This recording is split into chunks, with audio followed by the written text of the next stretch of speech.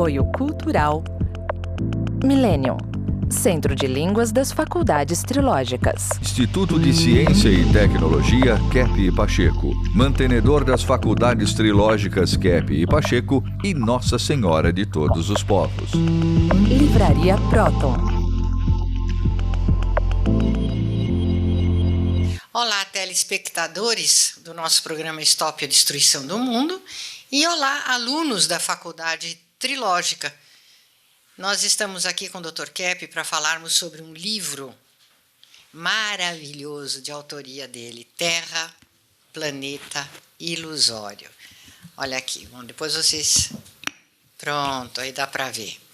Esse livro, gente, é algo incrível que todo mundo deveria ler para começar a entender. Não é um livro facilzinho que você vai entender na primeira leitura facilmente, mas a quantidade de insights que vocês vão ter lendo esse livro são fantásticas. Por que que é importante? Porque esse livro ele abre as janelas, as portas, os portais da eternidade para nós aqui na Terra. Ele nos liberta dessa vida presa dentro do tempo e do espaço que nós fomos condenados a viver. As nossas restrições mentais, sociais, políticas, ambientais, todas as restrições afetivas, espirituais, artísticas, todas elas, que nós nos impusemos dentro do tempo e do espaço somente. Então, este livro mostra que nós vivemos numa ilusão. E essa ilusão é a ilusão principalmente da matéria. E que nós, através dessa conscientização, nós transcendemos o tempo e o espaço e estaremos, então, vivendo numa dimensão, numa condição que nos é mais autêntica, né? Que nós somos, como o Dr. Kepp fala, como anjos com corpo, corporificados. Nós somos mais anjos, muito mais, e quase nada de animais, se não nada de animais, né? E não percebemos nada disso. Este livro é uma porta, é uma chave, é uma porta, é uma janela, é um portal incrível para nós. Então, hoje nós vamos trabalhar um trechinho desse livro, pedacinho. E os nossos professores aqui vão comentar as aplicações que eles fizeram, que é possível serem feitas, tendo por base esse livro. Dr. Kepp, podemos aí então começar? Aqui nós temos a capa do livro e um capítulo A16, da página 48. Em geral, o ser humano quer ser livre para ser louco. Então vamos ver o que ele fala nesse capítulo. A tão apregoada liberdade, símbolo da democracia moderna, está sendo entendida pelos indivíduos mais patológicos como sendo a possibilidade de fazer o que quiser, até mesmo contra si próprio. Sabemos que sanidade é justamente o contrário, ou seja, pôr limites na conduta de autodestruição ou dos outros. Se o ser humano quer ser livre para usar sua vontade, necessita verificar se ela está de acordo com a realidade ou não. Então, aqui nós temos esse parágrafo e temos aqui os professores, Dr. Kepp, que gostariam de falar. Eu tenho um exemplo. Esse trecho me fez conectar com uma estatística muito impressionante que eu vi nesta semana, é do IBGE, que trouxe um dado que em 2022, no Brasil, nós temos 10,9 milhões de jovens entre 15 a 29 anos que nem estudam e nem trabalham. São aqueles que são chamados nem. Eles são 22% da população estimada nessa faixa de jovens. Então, veja, aquela sentença ali que a doutora Cláudia leu. Sabemos que sanidade é justamente o contrário, né? É pôr limites na conduta de autodestruição e dos outros. Então, essa conduta de nem trabalhar, nem estudar, é um exemplo de autodestruição que esses jovens estão mostrando. Porque para trabalhar e para estudar, a gente precisa ter disciplina, ter limites, ter determinação. Então, veja que eles não querem isso na vida. Foram já, talvez, criados de uma forma muito mimada, né? Não se frustram para nada, então também não conseguem realizar nada na vida. E não são felizes, com certeza. Então, é um exemplo de autodestruição muito claro aí, né? Juventude do país. Com relação ao conceito de liberdade, nós estamos abordando essa questão da liberdade e eu gostaria de trazer isso para o direito. O iluminismo trouxe essa premissa de liberdade. Só que precisamos tomar muito cuidado, porque como nesse trecho, como nós percebemos, a liberdade tem que estar ligada com a realidade. E essa realidade é uma realidade ética. Então você não pode, nem o Estado de direito pode, ter uma lei que não seja ética. Você não é livre para ter leis que não são éticas. Um exemplo disso é nos Estados Unidos. Alguns estados, como vocês sabem, o Estado pode executar a pena de morte. Aí eu pergunto para vocês, a pena de morte é algo ético? Então, como que o Estado tem a liberdade de matar alguém, se isso não é ético? Então, a liberdade, ela só existe se ela estiver ligada com a realidade, com a ética, com aquilo que é bom, belo e verdadeiro. Quem mais quer comentar esse trecho? Sim, doutora Professor César Soós, engenheiro da tecnologia Cap Motor, quer falar? Gostaria de fazer um comentário sobre a liberdade na ciência, né? Por exemplo, nós notamos que a ciência, hoje em dia, ela não tem esse conceito de bem e de mal. Para eles, para o cientista, aquilo que funciona é real. Então, se algo funcionar, então vamos fazer. Então, o cientista, baseado nessa ideia, ele deixou de lado a questão que o Dr. Rodrigo estava acabando de falar, que é a questão da ética. Então, por exemplo, quando começaram a clonar aquela ovelha que ficou famosa, chamada Dolly, né? Então, o ser humano, baseado nesse tudo pode, teve a ideia de manipular os genes e começar a mudar as características físicas do ser humano, dizendo, se é possível fazer isso, vamos fazer porque é real. Então, a gente pode melhorar a natureza manipulando essa natureza. Só que o que o cientista se esquece que aquilo que é real é bom, belo e verdadeiro por natureza. Se algo está defeituoso, por exemplo, um ser humano ele está com algum problema físico, isso não é da natureza. Isso é um problema causado por uma deformação que ocorre na pessoa que leva ela àquele problema. Então, a gente não pode querer manipular os genes sem tratar da causa. Então, hoje em dia, por exemplo, a pessoa é livre para pensar o que quiser na ciência e pode fazer grandes descalabros, como, por exemplo, a gente achar que pode usar combustível na base da matéria, destruir a matéria e que isso não vai causar problema nenhum para o meio ambiente.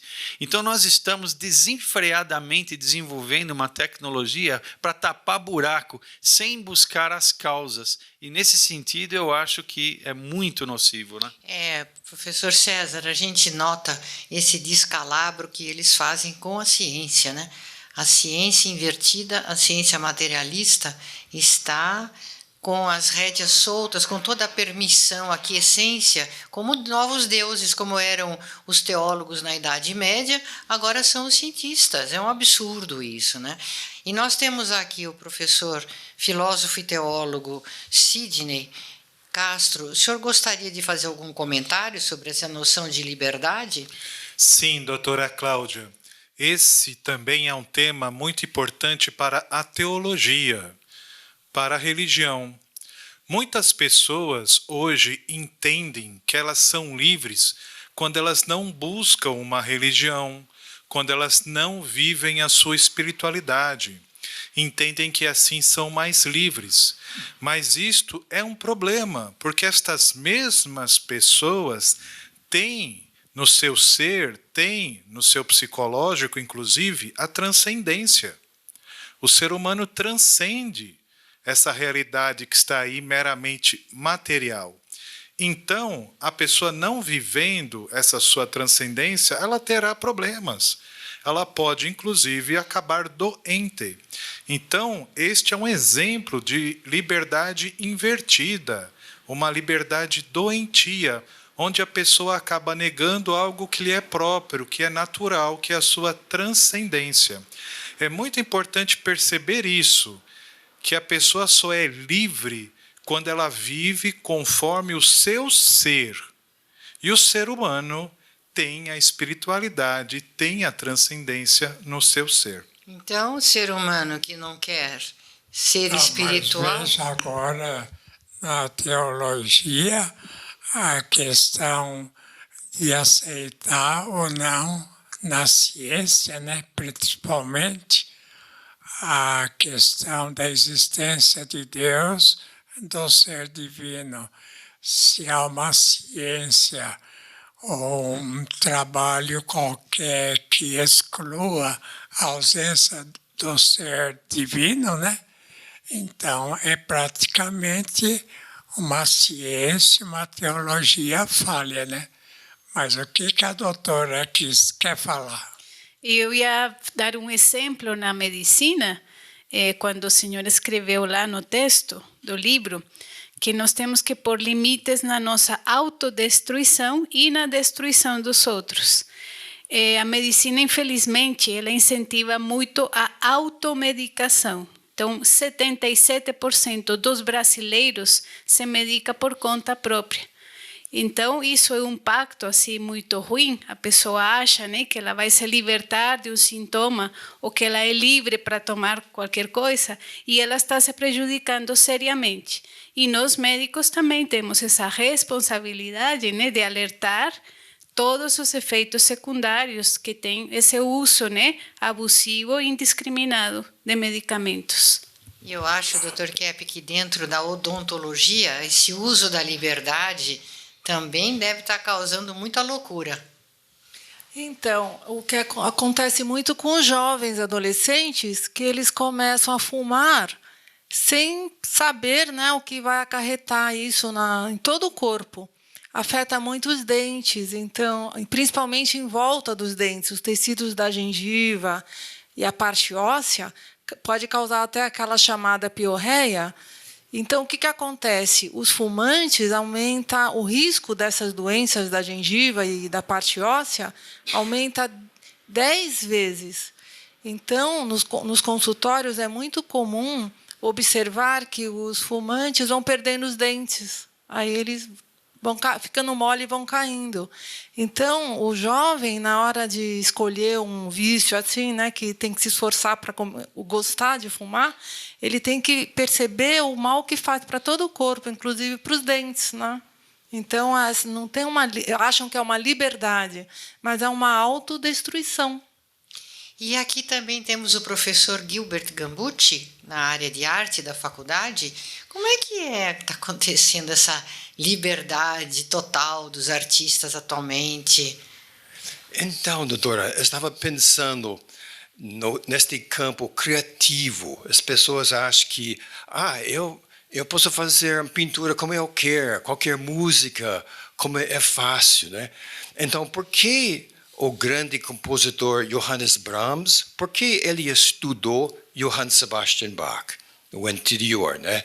Porque Chopin estudou muito a música de Mozart. O próprio Beethoven, ele admirava muito a música de Handel, estudou a música de Handel. É porque dentro da música, por exemplo, existem princípios universais que os grandes compositores respeitam, né? Então, parece que é uma limitação de estudar para saber quais são essas universais. Mas, através dessa limitação, vamos falar, essas universais, eles são uma porta aberta para qualquer tipo de expressão, praticamente sem limites. Então, esses mesmos princípios, nós temos expressões de músicas barroco, clássico, romântico, impressionista de vários países, qualquer tipo de cultura. Quer dizer, a expressão, através dos universais, entra no mundo do Criador. E não eu posso fazer como eu quero. Como você quer, sem sabendo esses universais, é uma coisa muito superficial ou até feia, né? Então, essas universais são portas abertas para o mundo do Criador, mundo criativo mesmo. Então, outro dia eu estava assistindo uma aula de energética que o professor César Soós estava dando na faculdade, e o professor César Soós, que aplica e ensina o que o Dr. Kepp colocou nos seus livros, né, de nova física energética, de magnetônica, ele falou algo muito importante. Ele disse que a ressonância, ela só acontece em situações muito específicas, que se desvia um pouco o processo de ressonância, se sai da sintonia, um pouquinho já sai da sintonia, já perde a ressonância e aquela eficiência, aquele aproveitamento da energia se perde. Então, para haver um aproveitamento máximo da energia, da essência, precisa aquilo acontecer dentro daqueles limites. Da mesma forma, na arte ou mesmo em qualquer elemento que existe, os limites é que dão a forma às coisas. Dão a forma ao que é saudável, ao que é bonito. Um órgão do organismo doente é um órgão deformado. A deformação é doentia. E a forma, ela vem com os limites, né? Os limites é que fazem a forma. Então, esse conceito da ciência de Kepp é extremamente importante. César gostaria ainda de contribuir? Sim, senhora doutora. A senhora tocou num ponto muito abrangente, importantíssimo. E só para dar um exemplo, para ficar muito claro para todo o telespectador, é com relação à música, que o professor Gilbert também pode confirmar, que cada nota musical ela é uma ressonância. Então não adianta, se você quer tocar um Lá que não seja Lá, um Fá, um Sol, um Mi, que não seja exatamente aquilo, vai te perturbar o ouvido, perturba a alma da gente. Então, aquilo para ser bonito, para ser estético, para ser belo, é pura ressonância, uma melodia, uma sinfonia do Beethoven, do Mozart, sei lá, é tudo uma conjunção de ressonâncias muito claras e específicas. Se eu mexer numa ressonância, eu já percebo que aquilo já não está bem. E na natureza tudo é assim, tudo que é natural, uma planta, um cachorro, um gato, um ser humano, é uma ressonância da energia divina, que é emanada do próprio Criador. Então, ser são é ser ressonante. Isso que é fundamental na ciência da energética, né? Inclusive, a psicossomática do Dr. Kepp, desde o princípio, é baseada nisso. Que o ser humano, tudo nele funciona assim, de uma forma exata. E essa exatidão é a verdade, é a consciência, é a sanidade.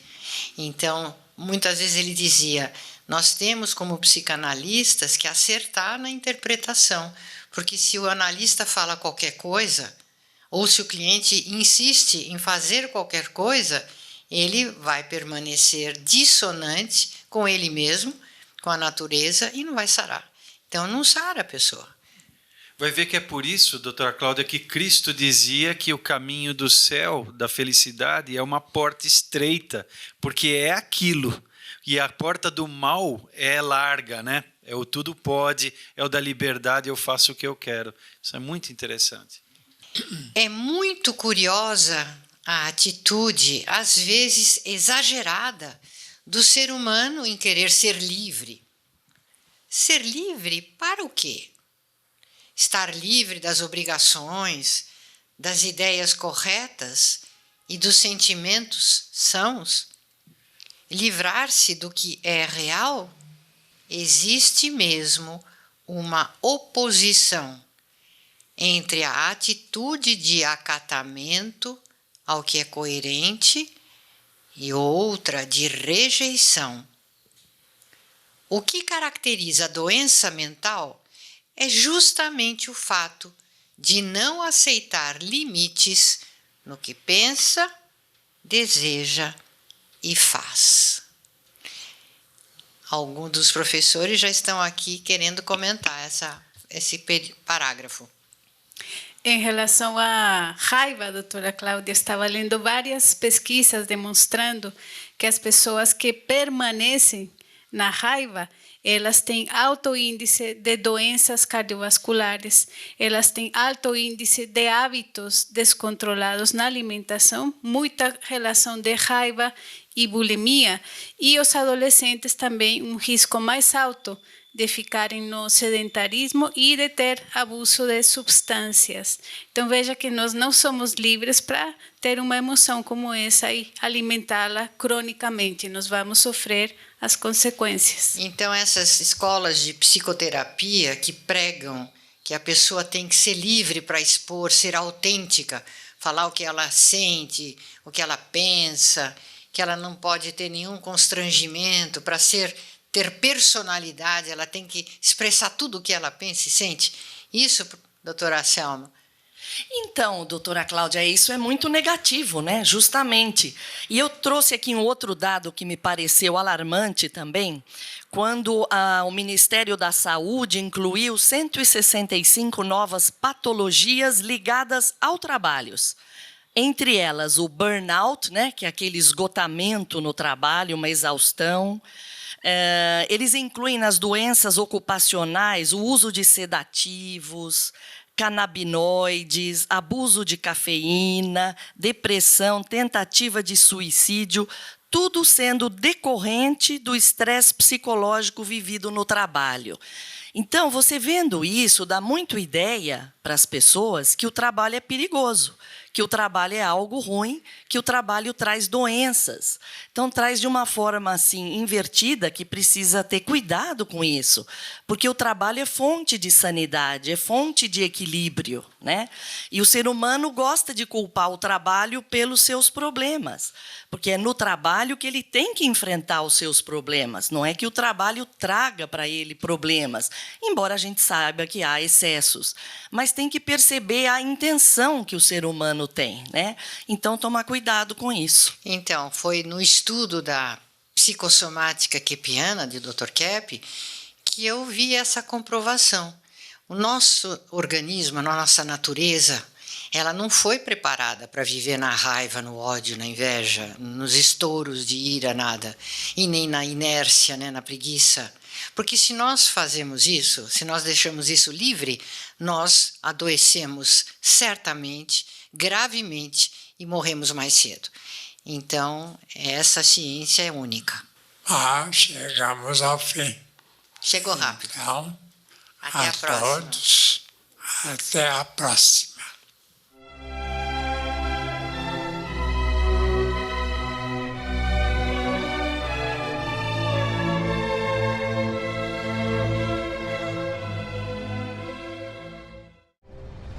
Entre no mundo da consciência.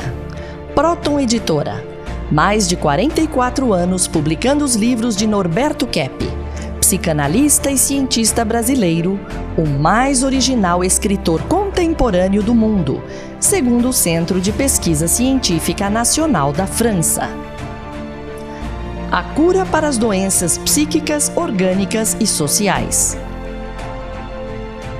As descobertas da nova física e a tecnologia inovadora, premiada internacionalmente. A verdadeira espiritualidade.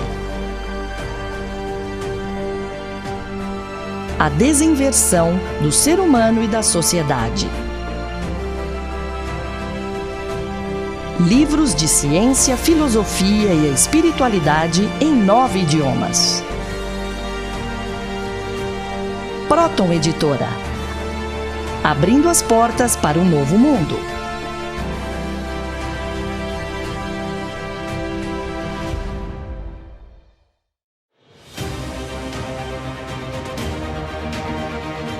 O que é a Millennium? Doutora Cláudia Benhart Pacheco, diretora das Faculdades Trilógicas, fala sobre a Escola de Línguas Millennium. Sabe que a escola de vocês, a escola de línguas que aplica o método psicolinguístico trilógico de KEP, vocês estudam tudo dessa ciência, vocês usam em todas as aulas. Isso é uma universidade livre. Tem um aluno que acabou de falar, né? Eu vim aqui estudar inglês e eu tô numa universidade para a vida. Eu estou aprendendo a viver, eu estou aprendendo o que é a vida. Então, eu acho isso o que vocês já fizeram com dezenas de milhares de alunos que vocês atenderam e ensinaram. A grande mudança que já está se operando no interior das pessoas. Vocês estão preparando o mundo para esta era dourada, esperada, a era de paz tão esperada. Vocês estão preparando uma porção de gente para isso já. Millennium, Centro de Línguas das Faculdades Trilógicas. Aprenda sobre a vida em 8 idiomas, aulas online e presenciais com professores internacionais, matrículas abertas o ano todo.